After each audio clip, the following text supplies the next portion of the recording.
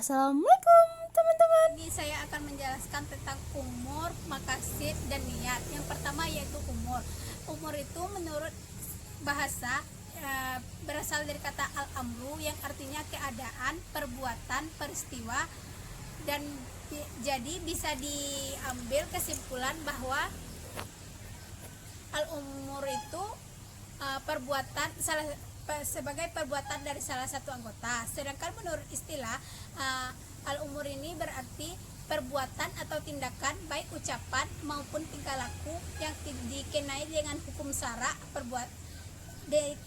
hukum syara sesuai dengan maksud atau pekerjaan yang dilakukan.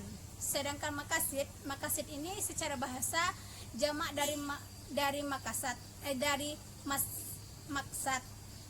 dan maksad ini berarti berpegang teguh, condong menuju atau tujuan. Yang ketiga yaitu niat. Setiap perkara tergantung pada niatnya. Di kalangan mazhab Hanafi ditambah dengan satu kaidah yaitu tidak ada pahala kecuali dengan niat. Sedangkan menurut mazhab Syafi'i niat itu bermaksud sesuatu yang disertai dengan pelaksanaannya. Sedangkan menurut mazhab Hambali niat itu perwujudan dari maksud dan tempat dari maksud itu adalah hati. Jadi dapat disimpulkan niat itu berfungsi untuk membedakan antara ibadah dan kebiasaan. Yang kedua untuk membedakan kualitas perbuatan baik kebaikan ataupun kejahatan. Yang ketiga untuk menentukan sah tidaknya suatu perbuatan ibadah tertentu serta membedakan yang wajib dari yang sunnah. Makna kaidah. Qaid merupakan bentuk jamak dari kata qaidah, di mana dalam bahasa Indonesia berarti kaidah yang memiliki arti aturan atau patokan. Ahmad Warson menambahkan bahwa kaidah bisa berarti al-asas, dasar atau pondasi, al-qanun, peraturan, al-mabda, prinsip, dan al-nasab, metode atau cara. Hal ini sesuai dengan firman Allah Quran Surah An-Nahl ayat 26. A'udzu billahi minasyaitonir rajim. Bismillahirrahmanirrahim. Fa'atallahu bunyanahum minal qawaid fakharra alaihim.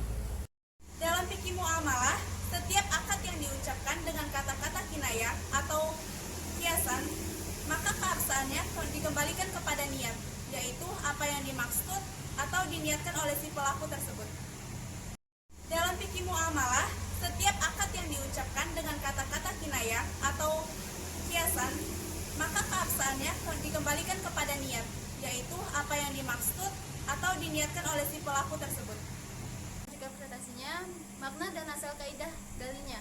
Panca kaidah asasiyah semula dinamakan kaidah usul, yakni kaidah pokok dari segala kaidah fikih yang ada. Setiap permasalahan furu'iyah dapat diselesaikan dengan kalimat kaidah tersebut walaupun seorang mujtahid belum sempat memperhatikan dasar-dasar hukum secara tafsili.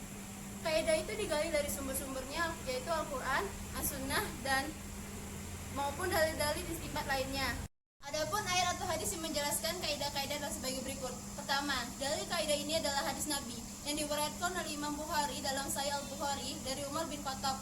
Dia berkata ketika berada atas mimbar, saya mendengar Rasulullah bersabda, sesungguhnya amal perbuatan itu tergantung pada niat, dan setiap orang mendapatkan balasan amalnya sesuai dengan niatnya. Barang siapa yang berhijrah karena Allah dan Rasulnya, maka dia akan mendapatkan pahala hijrah karena Allah dan Rasulnya.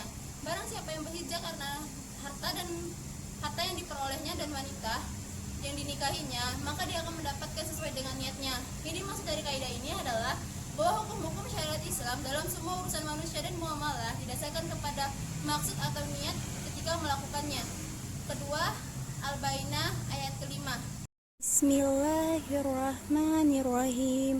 Wa ma umiru illa liya'budullah liya'budullaha muflisina lahuddina hunafa aw yuqimus sholata wa yu'tu zakah wa zalika dinu qayyimah. Arti dari Quran Surah Al-Bayyinah ayat kelima, artinya, padahal mereka tidak disuruh kecuali supaya menyembah Allah dengan memurnikan ketaatan kepadanya dalam menjalankan agama yang lurus, dan supaya mereka mendirikan sholat dan menunaikan zakat, dan yang demikian itulah agama yang lurus. Ayat ini menegaskan bahwa manusia diperintahkan untuk melakukan ketaatan kepada Allah dengan ikhlas dan lurus, berarti jauh dari syirik atau mempersekutukan Allah dan jauh dari kesesatan. Bismillahirrahmanirrahim. Wa ma kana li nafsin an tamuta illa biiznillahi kitaban muwajjala wa man yurid tawabat dunya nu'tihi minha wa man yurid sawabal akhirati untihi minha wasanajzi sya'wa. Arti terjemahan dari Al-Imran ayat 145 adalah, sesuatu yang bernyawa tidak akan mati melainkan dengan izin Allah, sebagai ketetapan yang telah ditentukan waktunya. Barang siapa yang menghendaki pahala dunia, niscaya kami berikan kepadanya pahala dunia itu, dan barang siapa menghendaki pahala akhirat, kami berikan pula kepadanya pahala akhirat itu, dan kami akan memberi balasan kepada orang-orang yang bersyukur. Ayat ini mengisyaratkan bahwa Allah akan memberikan balasan kepada hambanya sesuai dengan maksud dan tujuan dari hamba melaksanakan suatu perbuatan. Orang yang melaksanakan suatu perbuatan dengan tujuan duniawi, ia akan dapat balasannya pahala dunia. Sementara orang yang melaksanakan suatu perbuatan untuk kepentingan akhiratnya, Allah akan balas dengan pahala di akhiratnya. Saya akan menjelaskan aplikasi kaidah. Aplikasi kaidah itu terbagi dua. Yang pertama yaitu orang yang mengambil anak yang hilang karena tersesat dan sebagai berikut dianggap terpercaya atau selamat dan tidak dikenakan daman atau hukuman. Apabila anak yang diambilnya meninggal bukan karena kesalahan yang disengaja atau keteledorannya, hal ini apabila maksud dari pengambilannya untuk menjaga anak tersebut dan akan mengembalikannya kepada pemiliknya. Adapun jika dia mengambil anak yang hilang itu karena tujuan untuk memiliki, maka dia dianggap menggasap. Jika anak temuannya itu mati atau cacat, sekalipun meninggalnya bukan karena penganiayaan atau kelalaiannya, karena melakukan perbuatan gasap, sedangkan orang yang menggasap secara mutlak dikarenakan daman atau hukuman atas yang digasap. Yang kedua yaitu di antara aplikasi dari kaidah ini atau cabangnya ada terjadinya jual beli dengan lafaz fi'il mudhari atau kata kerja yang sedang berlangsung dengan maksud sekarang dan bukan di masa yang akan datang, seperti perkataan penjual yang mengatakan, saya jual kuda saya dengan harga ini, lalu orang yang diajak berbicara menjawab, saya terima. Akan tetapi apabila kata fi'il mudhari yang dimaksud untuk masa yang akan datang, maka jual beli itu tidak sah. Jikalau pemburu membentangkan jaringan, lalu ada seekor burung yang menggantung padanya, apabila dia membentang jaring itu dengan tangannya dengan tujuan mengeringkan atau memperbaiki, maka buruan itu yaitu burung itu menjadi milik orang yang terlebih dahulu mengambilnya. Apabila pemilik jaring membentangnya untuk berburu, maka hewan buruan itu menjadi milik pemilik jaringan itu. Apabila diambil oleh orang lain, maka orang itu telah berbuat gasap dan berlaku padanya hukum gasap. Maksud furu.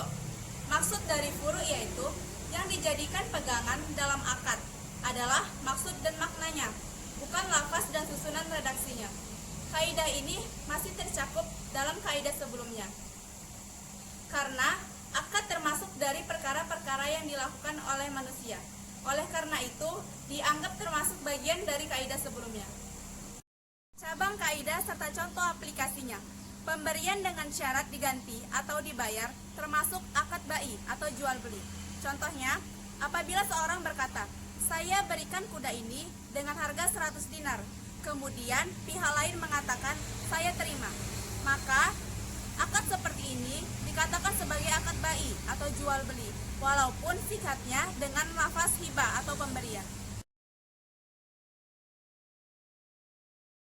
Terima kasih atas perhatiannya teman-teman.